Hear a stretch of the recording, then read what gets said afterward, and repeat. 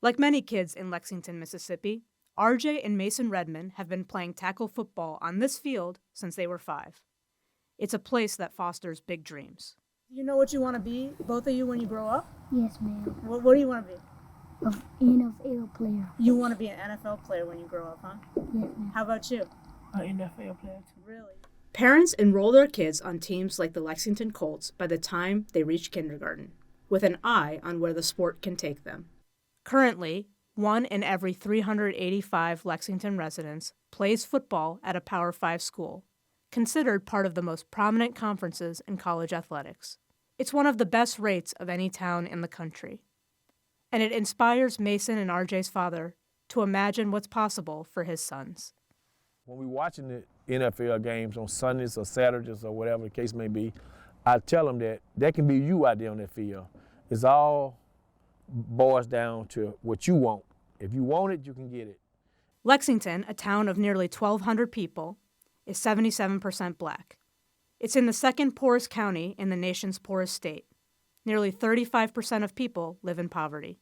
We living here in Lexington, Mississippi, which is Holmes County, small population, and the opportunity for kids is at a bare minimum. You know, we have no swimming pool here. We have no community swimming pool. We have no tennis court. The basketball court is bare minimum. In a place like Lexington, football doesn't just benefit the few who become stars.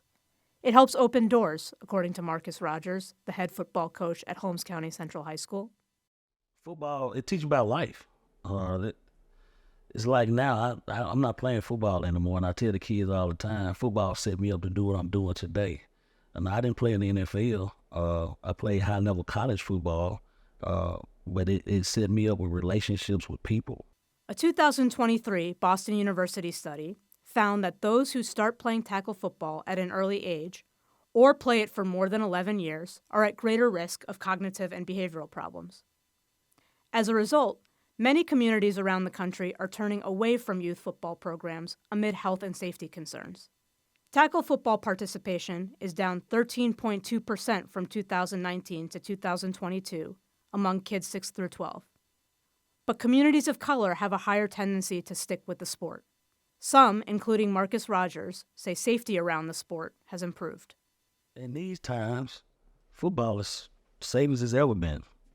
You know, I don't force it on anyone because it has to be something you want to do because it's tough personal sport, whether you're a female or male trying to play. But that's not the only reason communities of color are sticking with football.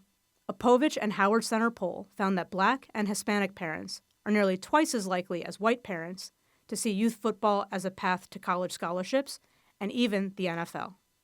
Out of all these kids over the state of Mississippi, starting out at 5 and 6 and 7, 8 years old now, somebody's going to end up in the NFL. It's going to happen. Somebody's going to push it to the screen, and they're going to end up in the NFL somewhere. Last season, nearly 40 children ages 5 through 12 played for the Colts. All were Black. Since the Colts were founded in 1999, only 2 white players have ever enrolled. Colts CEO Sherry Reeves said a big part of the reason for that is white and Black students in the town don't attend school together. There's really very little intermingling socially among the kids that are Black and white in this community. It's rooted and grounded in a mentality that has been overshadowing, and I'm going to say Mississippi in general. Lexington itself is still dealing with the consequences of a long racial divide. A Confederate monument stands in the town square. The town's police department remains under investigation by the Department of Justice for alleged civil rights violations. Some families say the path to a better future may involve tackle football. And some of those success stories began with the Lexington Colts, as well as nearby teams in Durant and Chula. But football can't keep every kid on the right path. I've lost a couple of football players in the last few years. More than a couple, you know. We've lost a few students per year. Gun violence, drive-by shootings, stuff like that, you know. So we'll continue to work with these guys and try to get them to have a different mentality. For the Povich and Howard Centers at the University of Maryland, This is Sapna Banzel and Jenna Bloom reporting from Lexington, Mississippi.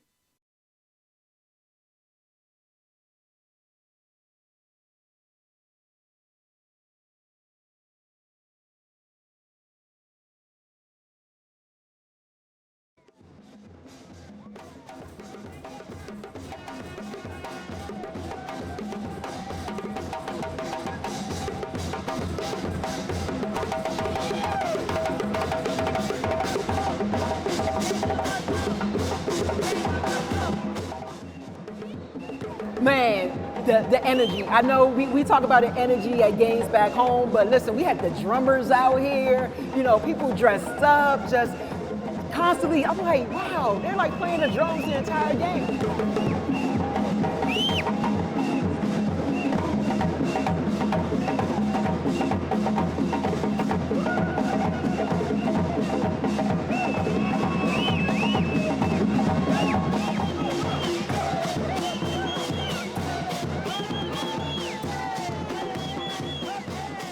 Just to like show the African vibe.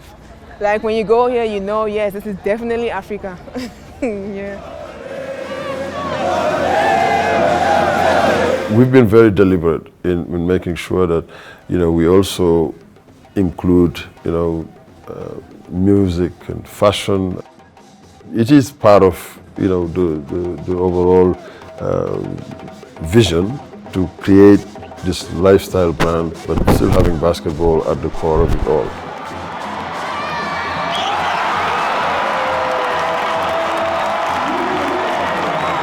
This is their culture, and it feels good to get immersed in, you know, different cultures and to see how serious they take it, the chanting, all of that, man.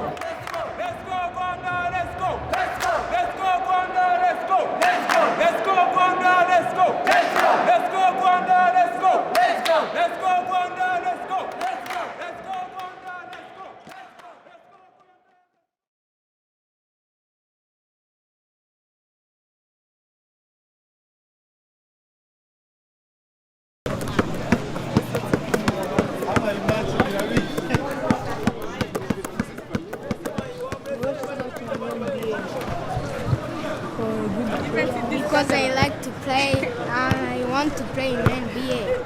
Beyond these gates lie Club Rafiki, a unique basketball sanctuary in Kigali, Rwanda, for those looking to play, hang out, and maybe make it big. They want to be a star like a Wilson and so others playing in Rwanda. They watch the game in NBA all the night. But to make it big, they have to put in the work. We have to try, and if you get bored, don't be cold. You have to be hot in playing basketball, because like basketball is our life. And it's not just about life on the court. Times when I feel alone, I come here and do some training, and it's another way I want to make it a passion. Yeah, maybe sometimes it will be better for me. Yeah. And for many of them, it is. For these kids, they doesn't have some choice. They love to play the game. They want to be a star, but they doesn't know how to do that. That's why we help them. Club Rafiki lays the groundwork for basketball dreams, but we need the support. If you don't get the shoes from coach, and you don't get it from home, okay, you are going to be like, you are going to be cold. You can't play basketball well because you are thinking, I don't have shoes, I don't have anything. So we need materials.